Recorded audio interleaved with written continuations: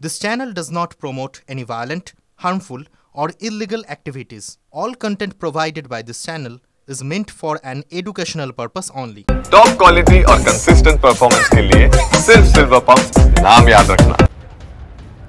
मैं इस पर आपको तस्वीरें दिखाऊं तो ये आप देखिए मुख्यमंत्री सेवा सदन है और यहीं पर ये जन सुनवाई चल रही थी, जिस दौरान जो शख्स है जिसने मुख्यमंत्री पर हमले की कोशिश की है वो यहाँ पर आया, जन सुनवाई के लिए अंदर गया और अचानक से सीएम पर अटैक करने की कोशिश की। इस दौरान उसने भद्दी गालियाँ जो हैं वो भी दी हैं और उसको जो है वक्त रहते जो सीएम की सिक्योरिटी में यहाँ पर लोग तैनात होते हैं, जवान तैनात होते हैं, उन्होंने उनको हिरासत में ले लिया। फिलहाल उसको डिटेन कर पूछताछ करने की कोशिश। उस वक्त जो भी लोग जन सुनवाई के लिए गए थे वो अंदर ही है, अभी किसी को भी उनमें से बाहर नहीं आने दिया है। उनसे पूछताछ चल रही है कि क्या ये शख्स अकेला था या इसके साथ में कोई और भी शामिल था। तमाम लोग अंदर, आला अधिकारी जो हैं वो अंदर पहुंच चुके हैं और यहाँ पर देखिए पुलिस की जो तादाद है वो भी बढ़ा दी गई है यहाँ पर। और अभी भी आप देखेंगे तो यहाँ पर बहुत ही गहमा गहमी का जो माहौल है वो बना हुआ है, क्योंकि मुख्यमंत्री लगातार जो है जन सुनवाई करती रही हैं, लोगों के बीच जाती रही हैं और इस तरीके से उन पर हमला होना, उसकी कोशिश करना एक बड़ा सवाल यहाँ पर खड़े करता है। तो फिलहाल उन तमाम लोग जो अंदर उस वक्त जन सुनवाई के लिए मौजूद थे वो अंदर ही है। सभी से पूछताछ की जा रही है कि या किसी के साथ ये शख्स आया था या ये अकेला आया था, इसकी मंशा क्या थी, इसका मकसद क्या था, इसका लिंक किन लोगों से है। কলকাতা পুলিশের প্রাক্তন ডেপুটি কমিশনার সত্যজিৎ ব্যানার্জি এই মুহূর্তে আমার সঙ্গে সরাসরি রয়েছেন টেলিফোন লাইনে।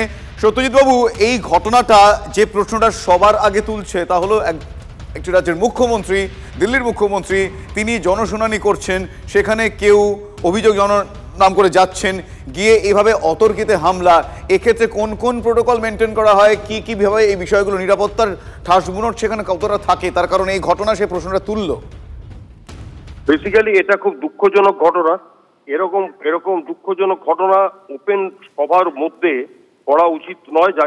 যিনি করেছেন তিনি অন্যায় করেছেন এবং ক্রাইম করেছেন, বেসিক্যালি অপরাধ নাম্বার 1। নাম্বার 2 হচ্ছে, দেখুন কোনো মুখ্যমন্ত্রী কিংবা রাজ্যপাল কিংবা রাষ্ট্রপতি যেই আসুক না কেন, প্রথম কথা হচ্ছে তার একটা সিকিউরিটি জোন থাকে। সিকিউরিটি জোনের বাইরে গিয়ে তাদের ওখানে ধরা খুব কষ্ট এবং তাদের কাছাকাছি কাউকে যেতে দেওয়া হয় না।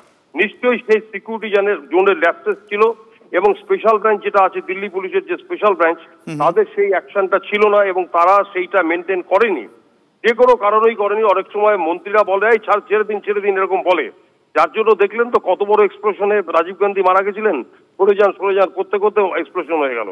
তো সুতরাং এই সিকিউরিটি জোনের যে ল্যাপসেস থাকে, এই ল্যাপসেসটা নাম্বার 1। নাম্বার 2 হচ্ছে, দেখুন এখানে যারা উপরে আসবে মুখ্যমন্ত্রীর কাছে তাদেরকে ফ্রিক্সিং করা উচিত। ফ্রিক্সিং অর্থাৎ ব্যাগ কিংবা কিছু করে আসলে তাদেরকে চেক করা উচিত যে তারা কি পারপাসে যাচ্ছে। এক্ষেত্রে একটা জনশুনানির জন্য যাচ্ছিল, বুঝতে পারিনি। তবে এটা একটা চেতোয়ানি দিল্লির স্পেশাল ব্রাঞ্চের কাছে, দিল্লি পুলিশের কাছে।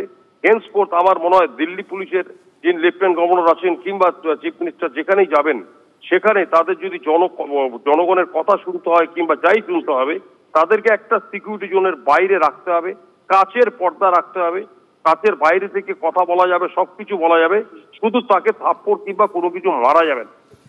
এটাই নিয়ম। আর এটা নিঃসন্দেহে এটা ক্রাইম, এটা দিল্লি পুলিশ ক্রিমিনাল কেসে। বুঝতে পেরেছি সত্যজিৎ বাবু। অর্থাৎ এক্ষেত্রে হাই প্রোফাইল এই ধরনের ব্যক্তিত্ব, তাদের বিশেষ করে দিল্লির মুখ্যমন্ত্রী, তার একেবারে অত কাছাকাছি কি করে এই ব্যক্তি পৌঁছে গিয়ে ঘটনা ঘটাতে পারলেন, সেইটা নিয়ে একটা প্রশ্ন উঠছে। বলে সেক্ষেত্রে সিকিউরিটি সেখানে কতটা ছিল, নিরাপত্তার যে ঠাস বুনট, যে ঘেরাটোপ, সেই ঘেরাটোপ নিয়েও কিন্তু পুলিশ কর্তারা প্রশ্ন তুলছেন যে ঘেরাটোপ কতটা ছিল, যার জেরে সেটাকে ভেদ করে কেউ বা কারা যে কোনো অছিলায় হোক তার সান্নিধ্যে, তার কাছে পৌঁছে যেতে পেরেছিলেন। এই প্রশ্নটা উঠছে এই ঘটনায়।